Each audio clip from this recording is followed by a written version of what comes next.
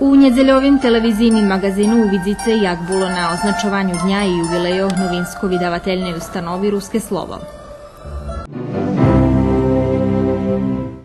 Jak vypatrali reklami i ohlaški po-ruski, objavjovani medzi dvoma švetovima vojnami u ruskih novinoh, kalendaroh i novinoh Zarja. Kedy žitelje Bikić dolu dostanju novi pastoralni dom, u kotrim še hodni sходzic i družic tiž do znace na njedzelju. Kotri to školjare generaciju naših mestog tižu vidice u familijnim magazinu. Na njedzelju se hodni vidit jak bilo na festivalu Veselinka u Novim Sadze, a budu i aktualnosti s poljoprivredi. Televizijni magazin na njedzelju na 20 hodin.